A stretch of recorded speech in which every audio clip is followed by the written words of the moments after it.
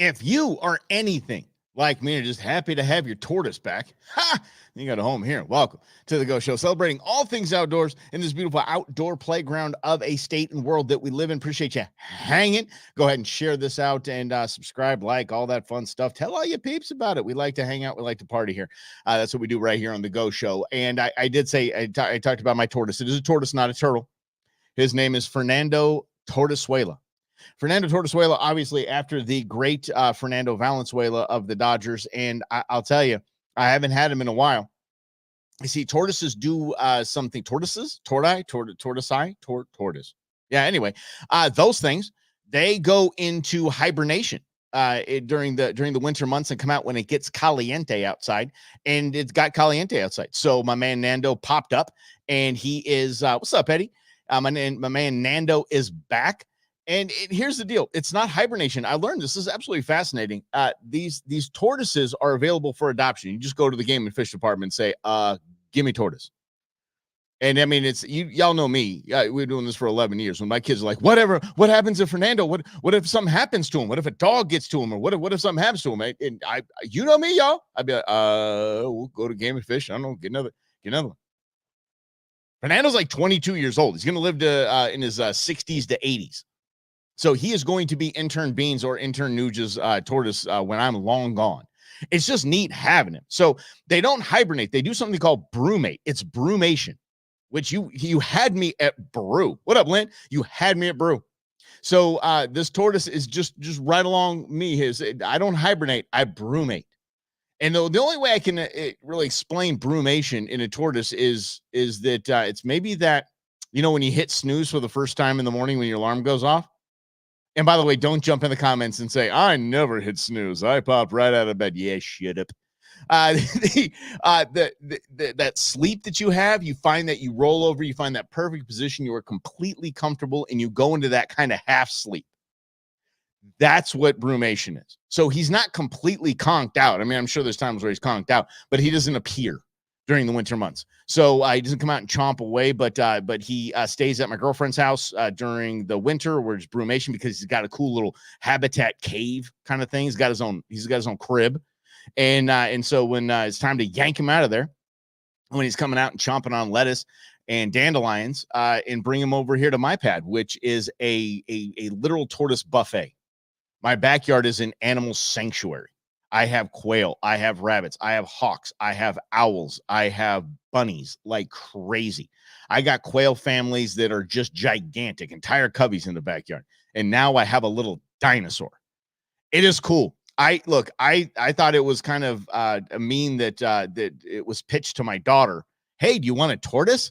She's like, I will love it like my own child. So I have a tortoise. And I was mad about the whole thing. I think it is so cool getting up. Thank you so much, Chris. Appreciate it. It is so a little stuffy, but it was so cool to just get up and see a dinosaur in my backyard. To see a dinosaur, it is absolutely the neatest thing to watch him roll around. And when he gets on his horse, That kid can find second gear. He can scoot. He can get moving. And he's a little escape artist too. I leave the side gate open, and he's like, come on, here's my shot. I'm gonna make it out there. I'm gonna make it this time. It's slow going. And then by the time I'm taking out the trash, going, oh, where are you going, buddy? And then I close the gate. But it is cool. And I highly recommend it. It is an invasive species. And we're going to talk a little bit about invasive species, especially here in the desert today. So they are invasive species. They are breeding super, super fast. Game and Fish Department is wrangling them up as quick as they can. And they're at headquarters off of I-17 and Carefree Highway. And you can just adopt them. And literally all you need, especially if you have grass in your backyard, you have nothing to do with these things. Nada. They'll eat the leaves off the bushes. They'll eat the grass and just chill. They just do their own thing. It is just I'm going away for a week this summer, going down to Mexico. And I'm telling you, he's going to be just fine. I don't have somebody come over and watch the tortoise. Tortoise is good. Great pet. Really cool thing to have. What's that? It's the longest he's hibernated. Oh, yeah. Okay, cool. Small tortoise. Nice. Yeah. No need to get a little worried. If nothing else said, you just go in there and just grab him. Just go in and grab him. He's fine. He wants to go back to sleep. He can go back to sleep. He's fine. They've been. I always think about animals in the wild. And this is a little side note here, and it's a good point you brought up. I'm glad you have one. Cool. And if Slavo is listening, I hope Princess Slavo is listening as well, because remember, I told her that I would work on you about getting her a tortoise. Y'all have chickens. For the love of grief, get a tortoise. Go have some fun. And you got a great backyard for it. But the where was I going with that? Oh yeah, in the wild. Like my girlfriend was like, we have to feed it. We got to get lettuce. We got more lettuce. I ran out of lettuce yesterday. He's not going to have anything to eat tomorrow. I'm like, guess what? In the desert, in the wild, they don't eat every day. They don't eat every day. They don't drink every day. They go around looking for food. And if a day goes by, they don't eat, no big deal. They don't get 3 hots and a cod every day. It's not like us. They don't need breakfast, lunch, and dinner. So it's okay. So they'll be just fine. They're going to figure it out. And it's always funny to me, like people, especially with dogs. And you know something, Lynn? I think they can. They definitely can't be here. I thought he was an invasive species. I thought what am I doing with the thing then? Okay. I was just corrected. Becky, please help me out with that. What was that? I thought Fernando was invasive. I thought that's why we have a whole rescue and all of that stuff. Why in the world are we doing all this if it's not invasive? Please tune in. I would appreciate you telling me that and saving my bacon here on the show. I'd appreciate that. But anyway, we can get into invasive species anyway. But about dogs and stuff like that. Oh my gosh, the dog didn't eat twice today. Or, oh my gosh, the dog has a little bit of a limp. Oh, I'm going to take him to the vet because of this. The dog's not acting right. What do you mean? You think about pack animals and dogs in the wild. They're all right. They figure it out. They do. Every one of them figures it out. Oh, I think he has an ear infection. They'll figure it out. Nature will work it through. You don't need to throw antibiotics their way. They're just fine. They're going to be okay. And the same thing with the tortoise. He's going to be fine. He's going to be fine. I remember a dog jumped out there back and was scratching at his shell and stuff like that. And I'm like, it's okay. That's why he has it. That's why he's got his body helmet on. He just tucks in there and I think they do. They scream, turtle, turtle, turtle. I think that's what they do. At least that's what I think they do. Okay. Sonoran desert tortoise. Okay. Then why is there a rescue? I really want to know this. Do you want me to send you an invite and you just punch onto the show here? Help me out. Game and Fish don't have his. You have got to help me out with this because I have been, you know something? I have been sold a bill of goods. I thought I was doing the right thing by participating in an adoption program that I needed to participate in to save invasive species and be the conservationist that I am. How about that? I've been sold a bill of goods. I tell you this. Yeah, I want to know what's going on here. But we do have invasive species here. Yeah, like striped bass. And if you tell me striped bass are native, I'm going to come at you. No, like striped bass. Go to Lake Pleasant and just pull those suckers out. Eat them. They're delicious. They're fantastic. It's some of the best fish fry that you're ever going to have. It's some of the best fish fry. But the cool thing about this, and the reason why I was so excited to have Nando back today, and if you're just catching up with us, Fernando Tortosuela, he's our tortoise, and he's out of Brumation, and he's hanging out, walking around, checking out the digs, and like I said, Lynn, what you were just talking about getting up the courage to eat gizzards, and now you're talking about you want to eat a tortoise? What is that? Oh, see, here's the deal. I'm told my woman here. Okay, this is Becky, everybody. Why are you what do you mean I have it all wrong? I don't. Okay. We're going to talk later after the show. I promise tomorrow I am going to talk to y'all about how I got this tortoise thing wrong and how I was sold a bill of goods and I say false advertising. I demand my money back, but I'm not going to give you the tortoise back because he's mine now. He's my buddy. He's my pal. Like I said, it's really cool to wake up and just look out in the back. Okay, how about this? And you see a dinosaur back there. It's really neat. So then, okay, but there is an adoption program with Arizona Game and Fish. Am I correct in saying that? I've had them on the program, for the love of grief. At your request, by the way, I've had them on the program. So, okay, there's an adoption program. Please, if you want a tortoise, get a tortoise. They're fantastic. They're amazing, amazing animals. I have it all wrong. Here we go. I'll tell you this. But this is, okay, outside of my Sonoran desert tortoise that I had, then what's a box? I got to figure this all out. I have a list of questions for you. So I have a tortoise in the back that apparently is not invasive, thought I was doing the right thing in helping out in conservation. Please do so. If anything else is invasive, like striped bass, like Eurasian dove. Did I say Eurasian dove? Let's settle some coffee here. Hold on. Eurasian doves. Those are the ones with the black collars on. They're about the size of pigeons. They're absolutely gigantic. So if you want to just have some off dove season or off duck season, any type of bird hunting, that's the type of hunting that you do. You're participating in our system of conservation. And understand, Arizona, again, is the most biodiverse non-coastal state in the nation. Our Game and Fish Department, your Arizona Game and Fish Department, manages over 120, it's 820 species of animal, like healthy populations of animals. Now, only 60-ish ballpark are game species. So that leaves like 700. Yeah. Mm-hmm. Eddie, we don't promote that. We don't promote that. But Amazon's delivering a wrist rocket here in a few days. I kid. But we manage so many species, and when an invasive species comes along, it jacks up the whole program. You look at Florida right now. Florida is absolutely off the rails. You talk about backyard hunting. Eddie, seriously, you talk about backyard hunting in Florida. You can bow and arrow, go for it, dude. Sit on your porch, and iguana rolls by, peg it. They have entire shows dedicated to cooking these iguana. They have in processing its skin. I'm not kidding. It is that invasive. That on top of that, if you think that's not creepy enough that you could just be chilling and there's an iguana out in front of your house, messing with your dogs, or just rolling down the street and you've got a break. It's not like the quail here. The quail here are little adrenaline junkies. You know exactly what I'm talking about, too. You could be driving around the hood and there's nothing on either side. And out of nowhere, a whole covey of quail just come running across the street in single file. They like they're sitting on the side. Wait for his car. Wait. Go. They're adrenaline junkies. Like, whoa, did you see how close I got to that? Yeah, almost got killed.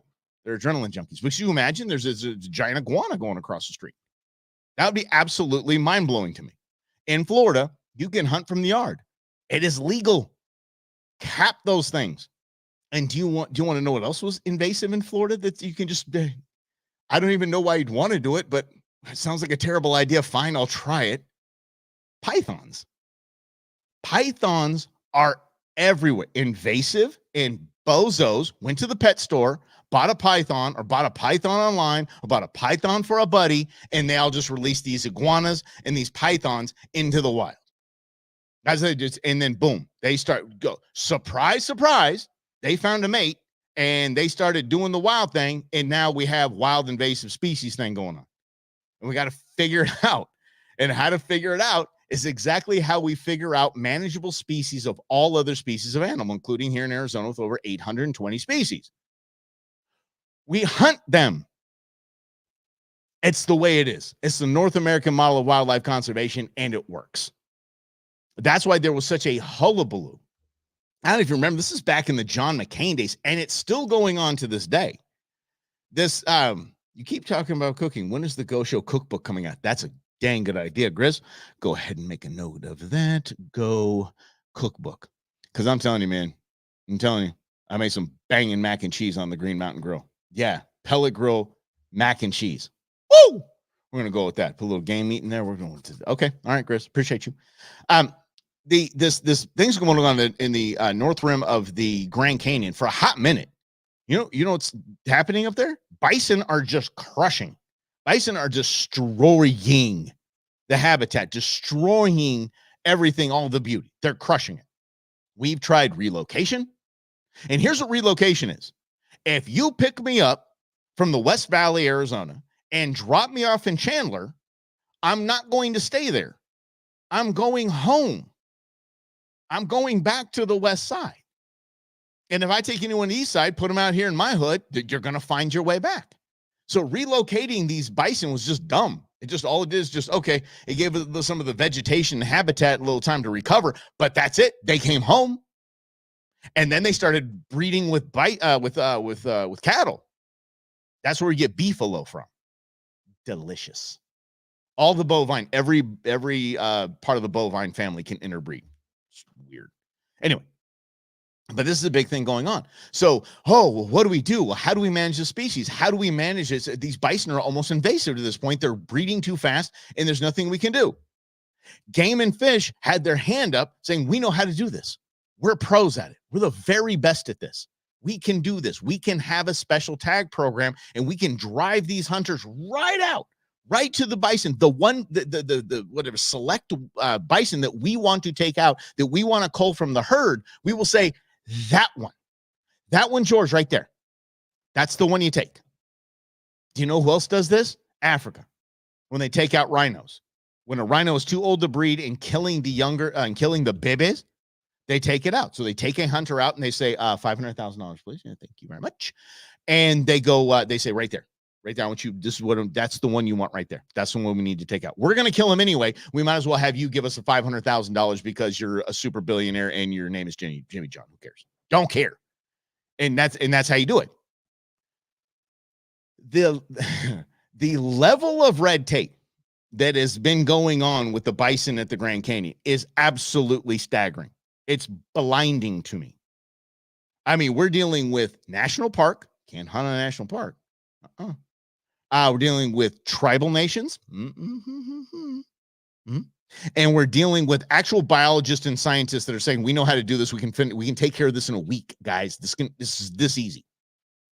Dealing with all that. John McCain, this is what I said back in the day. This is John McCain era. Still going on. So they had this big, they finally had this big tag draw. Everybody was jumping in. It was going to be an ungodly expensive tag. And then until people did the research, instead of just, yep, I'm going to go on for the bison tag. I'm going to get it. I'm going to get it. I'm going to get one. I'm going to get me a bison. They did the research and saw that I get to keep how much of the animal? I don't get to keep the hide. I don't get to I can't have a skull. What? So I'm just paying a lot of money to participate in the conservation system. I already volunteered enough. Thank you very much. Astounding failure. But this is the problems that we deal with, especially we deal with invasive species. And if you have an animal that is introduced into our ecosystem here in Arizona, and it is not controlled and dialed in by the Arizona Game and Fish Department, it's chaos, complete chaos. Everything just impacts everything. And so when we brought in elk 100 years ago, Arizona had that many elk? Zero. None. So when Arizona borrowed, I believe, I want to say it was from Nevada. I think so. I think we took I forget what was it, like 36 head of elk. And Game and Fish said, this is the program we have. We're going to put this, we're going to build the population, and it's going to be amazing. And you know what happened? We have several elk seasons now. We have so many elk because it's done right and it's managed properly. And it was brought in. So it was kind of invasive. We didn't have any. So we brought some in scientifically, biologically, conservationistly, and then we now have seasons. And it's absolutely wonderful and fantastic. It's a wonderful success story. So much so that I believe Pennsylvania, I'm just throwing some names. I think it is Pennsylvania. They had that many elk, zero. So they said, hey, Arizona, can you do us a favor? Remember when you were helped out and you guys now have this cool season? Yeah. Can we get some of your elk, please? Yep, sure can. Really. And it's done through science, is done the right way. And yes, the red tape, Scotty, is hurting conservation. One of my biggest problems, and this is, y'all know me from the years I've been on radio here in Arizona. I am a news talk guy. This is, I'm all about politics and news. I am, but this is not the place for it in the show. But when these two things collide, it is one of my biggest pet peeves. I can't even tell you how much this upsets me. It just triggers me when we have politicians that are legislating conservation. I'm sorry, y'all. I know very few intelligent political figures. Sorry. I don't know many. David Schweikert might be one of the smartest human beings I know. There's a few others. And then that's it. They should not be even the smartest of. My man Schweikert, although he would be studied, he would make sure he knew everything about the topic before he made any kind of move on it. No one else would. And he's still not a biologist. He's still not a scientist. So the science is what should rule conservation, period. And the science is down to a science. And we figured it out how sportsmen and women like you and I get to go out and participate in the conservation, in the model, in the proliferation of these species, in the safety of these species, in the great circle of life that we have. And see, the funny thing is, I felt so much pride, and I don't know if she's still listening, but I felt so much pride in having this tortoise. Like, I am participating. I'm helping pull this invasive species out. It's causing problems, and here I am helping out, doing the right thing, and apparently I was wrong. I got duped, but now I love my Nando, and I'm all about him. I love our little Fernando. So yeah. So dang it. I thought I was participating. I go out to Lake Pleasant and pulling striped bass all day, and I know I'm participating. I go out and just plug Euro pigeons all the time. They're the size of pigeons. They're dove, but they're the size of pigeons. And by the way, that's a really cool thing. If you all know this, Arizona has a 365-day hunting season. There are game species that are invasive, that are just way overpopulated. The Game and Fish Department says you go out any day of the week, 365 days, just do your thing, man. No limits, go have fun. One of those is Eurasian dove, and fantastic. If a white wing or a mourning dove is a fillet, Eurasians are a ribeye. They're big, beefy, feed a lot, fantastic eating, cooked well. And Grizz, I'm on that cookbook. That's a fun idea. And or maybe just some sort of add-on we can do, and we can just share recipes for just all year round. How about that too? So because then you got to put my face on a book, and it's weird enough for me doing the streaming thing every day, my face for radio. So hey, people, don't take my picture. Yeah. What do you mean you have photographers coming in? I don't like it. Yeah. But several. So jackrabbit, same thing. We can do rabbit all year round. Jackrabbit are ginormous, a lot of fun to hunt, and fast as all get up. You think a dove flies fast? Forget that noise. And while we have a few minutes, let me help you out this now that we're in the season. And if you guys get out to the West Valley and get out and start capping some striped bass with me, it'd be great. And by the way, they're so good eating. They are really a thick, flaky fish. It's fantastic. I'm telling you, any size, good. Having it just dropping a line in at night is what you're going to do. It's going to be night fishing, not like catfishing. You don't let it sit on the bottom. You got to be out there in a boat or a kayak and suspended. Now, lights, safety, guys. It's kind of dangerous out there sometimes. People going full bore in the dark. And if they don't see you, they're going to run over you. But just dropping some anchovy chunks down there, and just waiting for a little hit. And the cool thing is you might be in a wrong spot when you're striped bass fishing. You might be in the right spot. Okay, here we go. Hold on a second. You might be in the right spot. I'm going to get to this in a second. You might be in what you think is the wrong spot, but hang tight. Don't move anything. Because the cool thing about striped bass is they school, and they constantly move. And when they move, they're usually moving in a big circle. And they might be moving around you. I get it. But one of them will go check out that bait ears, and then the rest will come along. But they're going to keep moving. So even if you're on it and you're pulling like 2 or 3, and you're like, okay, now it's just dead, hang tight. Relax. Pour yourself a nice iced tea or a nice hop tea. It's fantastic. Yeah. Mm-hmm.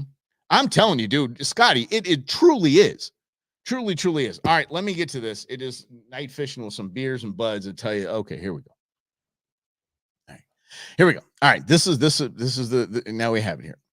Mike, when she starts things with Mike, you're not okay. Arizona Game and Fish Department has native tortoises up for adoption. Illegal breeding of the tortoise, has caused a problem, and people have to surrender them because they live so long, and you can't release them into the wild because they can transfer respiratory diseases.